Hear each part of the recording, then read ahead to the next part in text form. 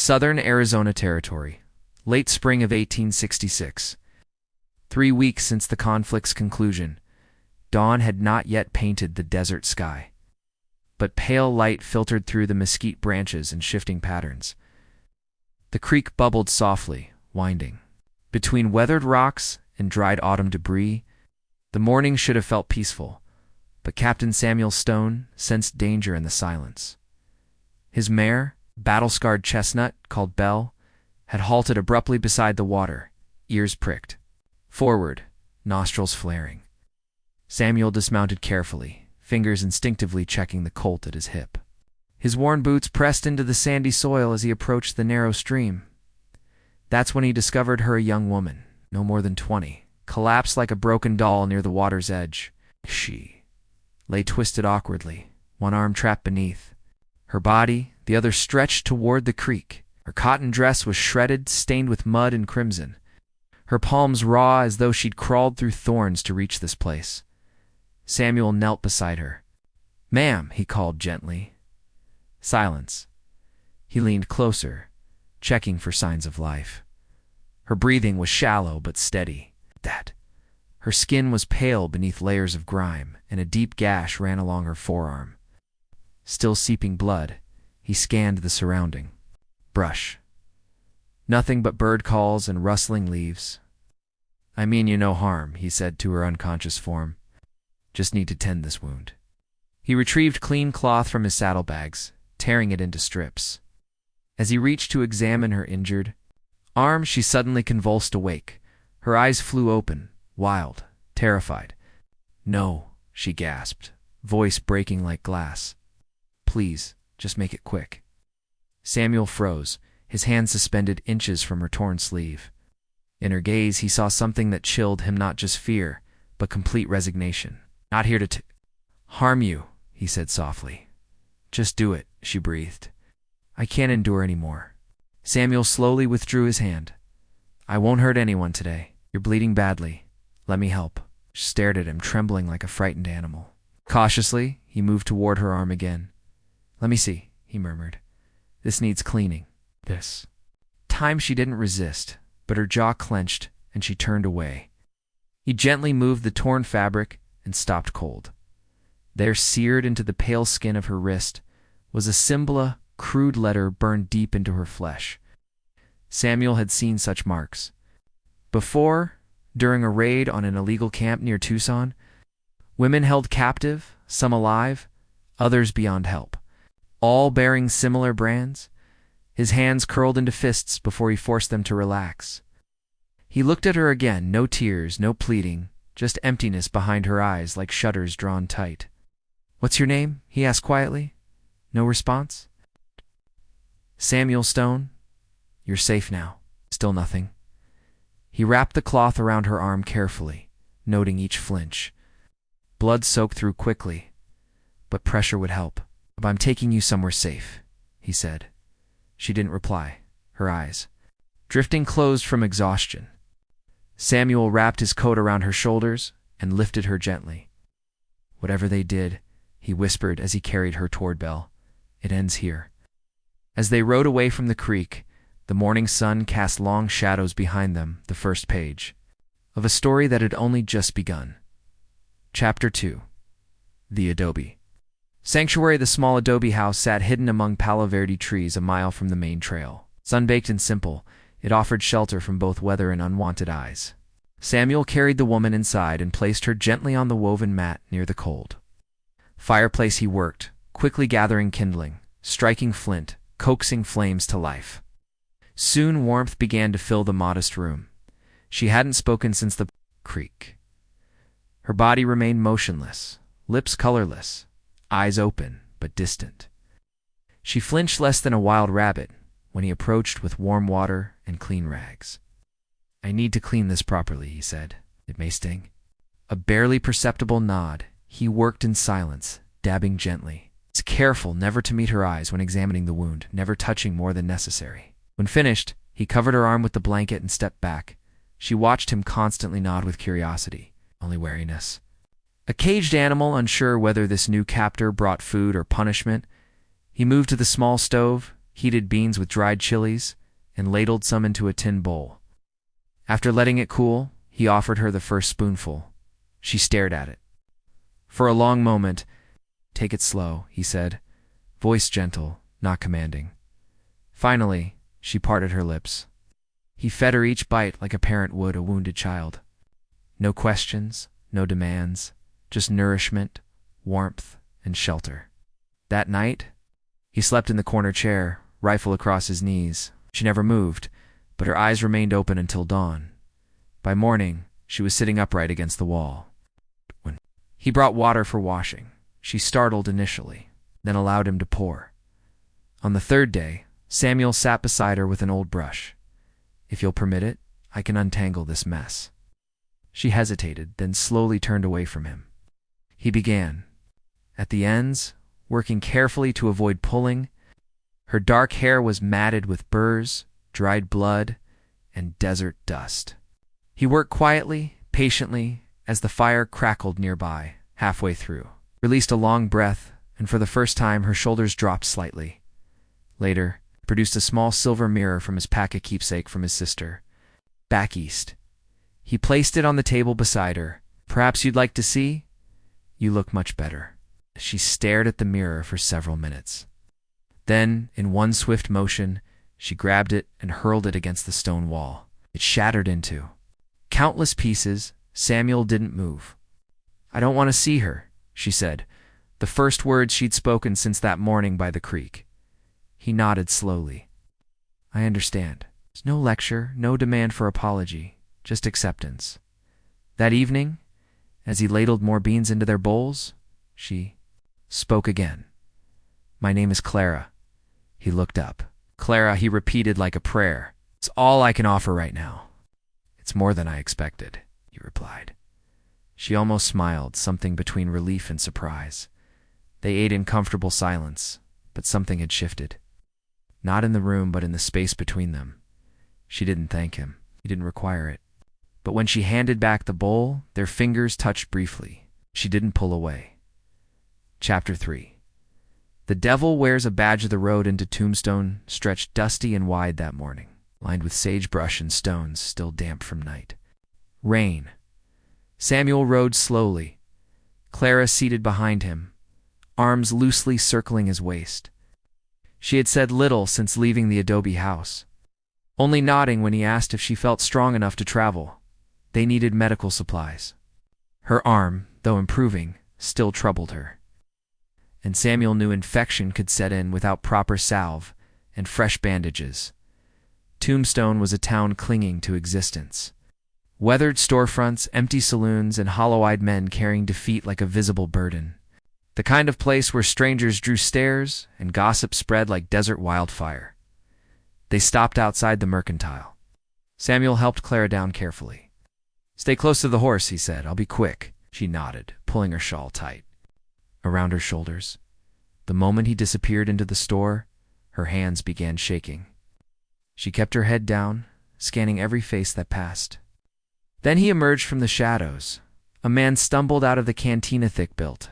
His unkempt beard, eyes like black stones, breath reeking of whiskey and decay. He bumped into her shoulder. "Watch yourself," she muttered quietly. He turned, squinted, studied her face. "Well, I'll be damned," he slurred. "Ain't you a familiar sight?" Clara backed away, but he stepped closer. "You don't remember me?" he hissed. "Camp outside Tucson." "Oh, I remember that mark." He lunged forward and yanked her sleeve up. In the harsh sunlight, the burned symbol on her wrist gleamed red and angry. Gasps rose from onlookers. A woman covered her child's eyes. Someone whispered, "That's one of them branded ones." The drunk grinned wide. "Runaway property." Clara froze. But Samuel was already there. He shoved the man so hard he tumbled backward into a water trough. Before the drunk could rise, Samuel struck him once, twice. Until blood streamed from his nose, no one intervened. Samuel grabbed Clara's hand. "We're leaving now." They rode out of Tombstone without another word. Back at the adobe house, silence hung heavy as smoke. Clara sat by the fire, staring into the flames. Samuel tried to speak, but she only shook her head. That night rain returned gentle. At first, then driving and cold. He rushed outside. She stood at the creek's edge, barefoot on slippery stones, dress clinging to her frame, hair soaked, eyes vacant. "Clara!" he called. She didn't turn. "I can't live like this," she said. "They see me, and all they see is that mark, that brand. Not a person, just something damaged." "You are not damaged," Samuel said, stepping carefully toward her. "You survived." Ow. Shook her head. "You deserve someone whole." "I want you," he said, voice breaking, "and I won't let you disappear." Patty reached out just as she stepped forward into the current. He caught her as the water surged around their ankles, pulling her against him as rain soaked them both. She clung to him, sobbing against his chest. And he held her without words, letting the storm witness their pain. Clara didn't fall that night. She was saved. Chapter 4. The hunter returns when Samuel next rode into Tombstone. He came alone. Clara had refused to return, and he couldn't blame her. After the previous encounter, he'd never risk her safety again. But supplies were running low, and part of him needed to know if the town might change, or if it even could. The ride felt different this time. Arizona spring air clung warm to his shirt, and Belle's hooves echoed through empty scrubland. But the closer they came to town, the heavier his breathing became. He tied Belle outside the mercantile, nodded to the clerk, and handed over Clara's carefully written list. The man disappeared to gather the goods, needing to wash the dust from his throat. Samuel stepped into the saloon next door. The room fell silent like a funeral parlor. Men stared over half-empty glasses. A card game froze mid-deal. Near the back, a piano player stopped mid-song. The war had ended, but suspicion lingered, especially for a man like Samuel Stone. He approached the bar, about to order coffee, when he saw him. Behind the counter, leaning with the confidence of someone who owned the place, stood a man with broad shoulders and graying temples. A jagged scar ran from his left ear to his jaw like a signature carved by violence. Pinned to his vest, gleaming with authority, was a tin star. Marcus Briggs. Samuel's blood turned to ice. He hadn't seen that face in 3 years, but he'd never. Forget it. Briggs's eyes found him. Recognition came slowly, then flared like gunpowder. His mouth twisted into a cruel smile. "Well, well," he drawled. "If it isn't Samuel Stone." Samuel didn't move. His voice was granite. Didn't know vermin got elected to office. Briggs laughed, slow and venomous. He poured himself a drink, calm as a snake coiled to strike. "Look, different without the uniform," he said. "But I never forget the man who burned down my operation." Samuel stepped forward, boots echoing like thunder. "You ran a prison for innocent women, not a military post. It's a damn torture chamber." Briggs's eyes glittered. "Captives are property. Let's not rewrite history." Rage boiled in Samuel's chest. "You think branding human beings makes you powerful?" Briggs leaned in, smile widening. "Still playing savior? Or did you finally find yourself a pet?" Samuel said nothing. Briggs's eyes narrowed, voice turning icy. "Heard tell of a woman hiding in the desert. Mark on her arm, fire in her spirit. That wouldn't be my escaped property, would it?" The air grew thin. Every man in the saloon watched, waiting. Samuel's hand rested near his holster. "She was never your property," he said, quiet as death. "She never belonged to anyone. She was marked." Briggs spat. "That makes her mine by law." Samuel took another step closer. "You come near that land again, and I'll plant you where you stand." Briggs leaned forward, the badge catching lamplight. "I'm the law here, boy. You shoot me, you hang." Samuel didn't blink. "No, Briggs, you're just a coward with a tin star." A moment passed. Then Briggs hissed, "If you don't kill me now, one day you'll turn around and find her gone, 'cause I always collect what belongs to me." Samuel stared at him, fists clenched. The room held its breath. Then slowly, Samuel turned and walked out. Fury burning in his chest like wildfire. One thing was certain: the war wasn't over. Clara was still being hunted. Now the hunter wore a badge. Chapter 5. Blood and courage. The wind shifted that evening, cold and sharp, cutting through the desert like a warning. Samuel had gone alone to check the snares near the ridge. Clara had asked to accompany him, but he'd refused gently. "Stay warm. I won't be long," he'd said with a reassuring smile. But something about the way the air pressed against his back felt wrong, like the desert was holding its breath. He never reached the traps. The first blow came from behind, hard and fast, cracking against his skull. He hit the ground, ears ringing, vision spinning. 3 men surrounded him, faces half covered with bandanas. But Samuel knew who had sent them. One spat tobacco juice near his head. "Where is she?" the tallest demanded. "Where's the branded woman?" Samuel tried to rise, but a boot slammed into his ribs, sending lightning through his side. He bit down hard, blood filling his mouth. "We know she's with you, Stone. Briggs has a bounty on her head. A high one." Another kick, this time to his shoulder. Samuel laughed harshly. "That why you came 3-on-1? For a woman half your size?" The biggest one grabbed him by the shirt and slammed him against a boulder. "We came to give you a choice. Tell us where she is, or we leave you for the buzzards."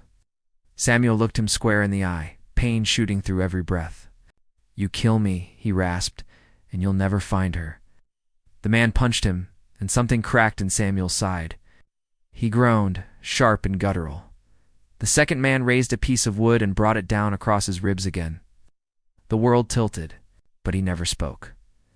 When they finally left him broken, bleeding, breath wheezing through cracked ribs, they took his boots and left him barefoot in the dirt.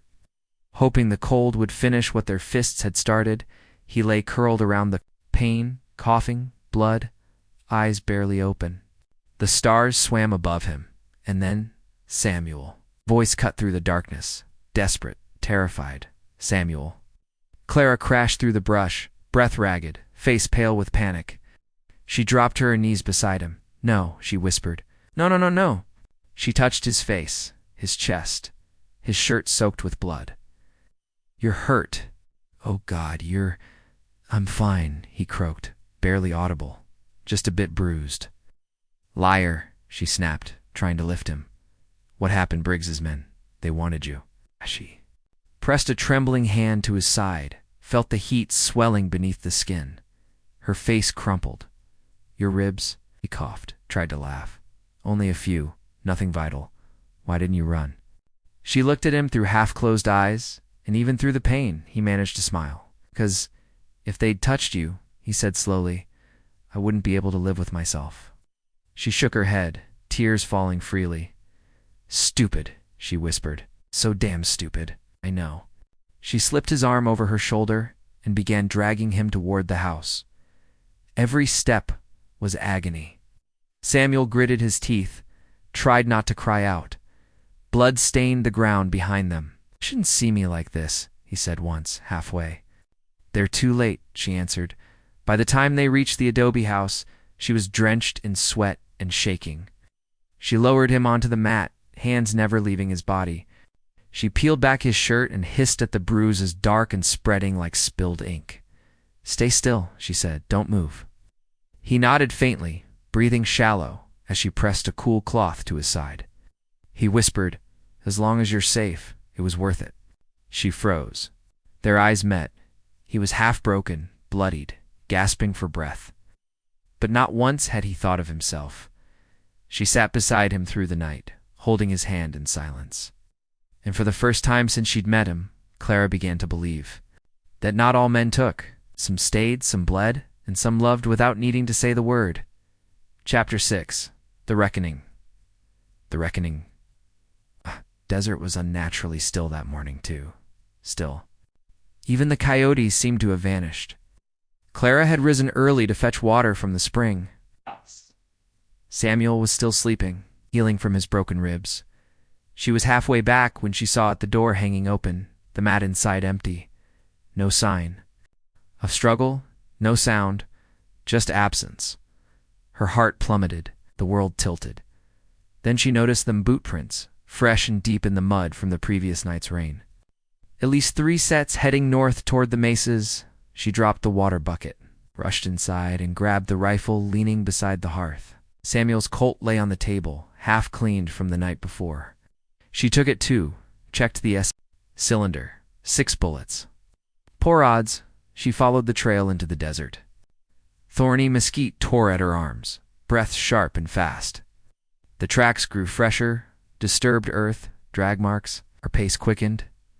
2 hours passed. Finally, she heard it, a voice, low and mocking, carried across the canyon ahead. Marcus Briggs. She, crouched behind a rock formation, peering through the gaps. Samuel was on his knees, hands bound behind him, blood trickling from his temple. Briggs paced in front of him, shotgun held casually. 2 other men stood nearby, armed. You think hiding her makes you noble? Briggs spat. She's marked property. Nothing more. You really think she won't bolt the moment she sees you crippled and broken like the rest of us? Samuel said nothing, chin lifted despite the bruises. Briggs sneered. Hell, I should thank you saving me the trouble of tracking her down. Maybe I'll let you watch before I put you down. Clara stepped into the clearing. Take 1 more step toward him, she said, voice steady, and I will end you. The men spun around. There she stood, hair wild, dress torn at the sleeves, dust on, her boots, but eyes unwavering, gun raised. Finger on the trigger. Briggs's grin faltered, then returned crueler than before. Well, now, he drawled. Ain't this something? The branded whore shows her teeth. He stepped forward. She didn't flinch. You going to shoot me, sweetheart? After all we've been through? His voice dropped to a snarl. You remember it, don't you? The cage, the chains, the way you screamed when The crack of the pistol shattered the morning. 1 shot, straight through his chest. Briggs staggered, blood blooming across his vest. He looked down in disbelief, then collapsed backward into the dirt. The other men froze. 1 turned and ran. The other dropped his weapon and backed away with raised hands. Clara kept the gun raised until she was certain they were gone. Then she dropped it. Her knees gave out, and she collapsed beside Samuel, hands shaking violently. I killed him, she whispered, staring at the blood. I killed someone. Samuel leaned toward her, even with pain in every breath. You saved my life. Shook her head, eyes wild. But what does that make me? What does it mean if I could do it? If I could pull the trigger like that? He reached for her with bound hands, brushing her cheek. It means you are stronger than what he did to you. She stared at him, eyes filling. You're not afraid of me now? He held her gaze. I've never been less afraid. A sob escaped her lips. I thought, if you saw me like that, you'd see what he saw. Samuel leaned close, whispering through pain. I don't see what he saw. I see the woman who came for me. The woman who walked through hell and faced down the devil himself. She lowered her head, pressing it to his shoulder, shaking with relief. I thought I'd lost you. You found me. Only then did she reach behind him, cut the ropes, and pull him into her arms. They stayed like that for a long time, surrounded by silence and desert wind. Clara had pulled the trigger. But for the first time, it wasn't in fear. It was for love and survival. And she wasn't sorry.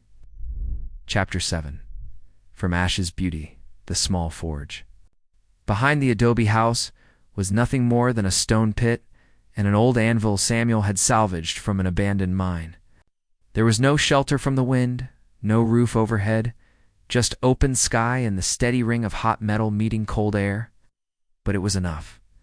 He stood there at sunrise, sleeves rolled up, shirt soaked with sweat despite the morning chill, hammer gripped. In calloused hands, every strike echoed across the desert like a slow drumbeat, the sound bouncing off canyon walls. Stirring something deeper than noise, Clara stood in the doorway, wrapped in one of Samuel's old coats, arms folded across her chest. She didn't ask what he was making, not with words, but her eyes stayed fixed on him. Watching, listening, waiting, she could see the determination in his shoulders, the way he moved like a man shaping more than just metal, like he was trying to forge meaning from destruction. Trying to craft something that could endure. The bullet had been in his saddlebag since the war's final day. One of the last rounds he'd loaded in the chaos of smoke and gunfire. He had never fired it. Something had stopped him, maybe fate, maybe grace. He didn't know why he'd kept it. Maybe it reminded him of what he'd survived, or maybe it had always been waiting for this moment. He placed it carefully in the fire until it glowed cherry red, then pulled it out with iron tongs, laying it across the anvil. The first strike flattened it with a metallic cry. The next shaped it, then again and again.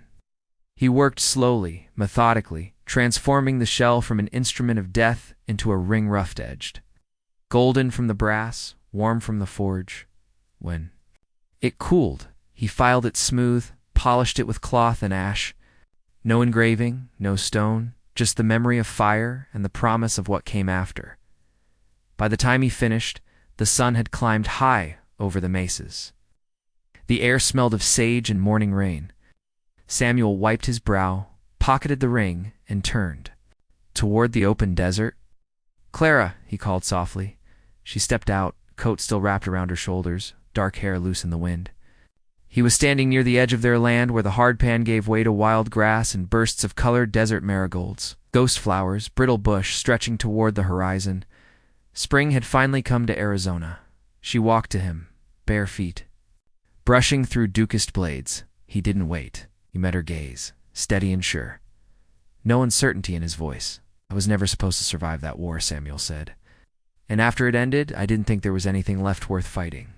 For I was walking through the world like a ghost." Clara's throat tightened. "But I found you," he said. "Or maybe you found me." He reached into his pocket and pulled out the ring. It gleamed softly in the sunlight, modest, unpolished, forged by hand and hope. "This was a bullet once," he said, voice thick. "Now it's a promise." He dropped to one knee. "Clara Martinez, I know what they did to you. I know what they tried to steal. But they didn't take your fire or your courage or your soul." He looked up, eyes shining. "You gave me a reason to live again, to fight for something real. Will you marry me? Will you build something with me that war couldn't destroy?" Clara stood motionless. Her fingers trembled. She looked down at her hands, still scarred, down at her arm, where the brand still lingered. Then she looked at Samuel. He wasn't looking at her scars. He was looking at her, the woman who had chosen to survive, to stay, to love. Tears filled her eyes. She smiled. "Yes," she whispered. "Yes." Samuel slid the ring onto her finger. It was imperfect, forged from ruin, but it fit as if it had always been meant to. She cupped his face in her hands. When she kissed him, it wasn't just love. It was survival. It was salvation. And in that field of desert wildflowers under the endless Arizona sky, they both knew they had taken what was meant to destroy them and turned it into something sacred. Chapter 8. The Wedding the Sunset Painted. The Arizona desert in shades of copper and gold, casting long shadows across the small chapel on the mesa. The heat of the day had softened into gentle warmth, the kind that touched your skin like a blessing. The air smelled of creosote and dust. The wind whispering through the grass like it too had come to witness something holy. Inside the chapel, the wooden pews were filled with townspeople, quiet, curious, uncertain. Word of the wedding had spread like desert wildfire. They knew her name now. They knew the mark she bore. They whispered of the scar of the veteran who had taken her in, of the mornings she had been seen buying supplies alone, head bowed. The day she had walked out of the doctor's office holding Samuel's hand, some came to judge. Others came from guilt for all the times they had looked away. But most came for the story, the branded woman, and the man who never let her go. Candles flickered in the corners. Mrs. Rodriguez, the local seamstress, sat in the front row, clutching a small handkerchief she'd embroidered herself. Then the doors creaked open. Clara stepped through. She wore a simple cream dress, hand-stitched by Samuel with clumsy fingers, every seam adjusted and redone until it fit perfectly. Mrs. Rodriguez had helped him with the sleeves, adding delicate lace borrowed from an old christening gown. The hem wasn't perfect to stitch here, loose thread there, but it was beautiful in the way only something earned could be. Her hair was pinned back with desert wildflowers, ghost flowers, desert lupin, and a sprig of sage behind her ear. Her eyes, once darting and guarded, now held stillness, not the stillness of fear, but the stillness of someone who had made peace with being seen. Her walk was steady, back straight, shoulders proud. The scar on her arm was visible beneath the short sleeve. She let it show. She did not hide it, and no one in that chapel looked away. A little girl scattered petals at her feet, laughing with pure joy. She didn't understand the weight of what she was honoring, but somehow she carried it all the same. The room held its breath. Then someone clapped a single pair of hands, then another, and another, until the chapel swelled with applause. Not for beauty, but for bravery. Samuel stood at the altar, clean-shaven for the first time in months. His shirt was freshly pressed, his boots polished. His ribs still ached with every breath, but he stood tall. He had never looked more like a soldier and less like a man at war. His eyes never left her. When Clara reached him, she smiled. "You did this?" she whispered, barely audible. "So did you," he answered, just as quiet. The preacher began the ceremony, voice steady. But for most, his words blurred beneath the sound of hearts being rearranged. When it came time for vows, Samuel took Clara's hands and turned to face the congregation. "I want you all to see her," he said. "Not the mark, not the pain, not the—" Passy looked back at Clara, his voice steady and sure. "She is not the girl they tried to break. She is not the thing they tried to brand. She is the woman who survived, and she is not someone's property. She is someone's hope." Then gently he slipped the brass ring onto her finger. It was imperfect, shaped from an old bullet casing, but it was hers. Forged from fire, from choice, from love. Clara blinked back tears. Her lips parted, but words failed her. There was no need for words, only breath, only love. When the preacher pronounced them husband and wife, Samuel kissed her slowly, carefully, reverently. Cheers, applause, quiet tears, whispers filled the air. Maybe Grace still lived in Arizona. They walked out hand in hand into the light of the setting sun. Her dress catching the breeze, the scar visible like a flag never lowered. Outlaws may have once ridden these desert trails, but that day it was a different kind of legend being written. Epilogue, under desert stars later that night. Beneath a sky full of stars, as the fire crackled low and the embers glowed like tiny suns, Clara sat. Beside Samuel, on their porch, a young girl named Lucy, an orphan they had taken in, lay curled against Clara's leg. Already asleep, her small chest rising and falling like a lullaby.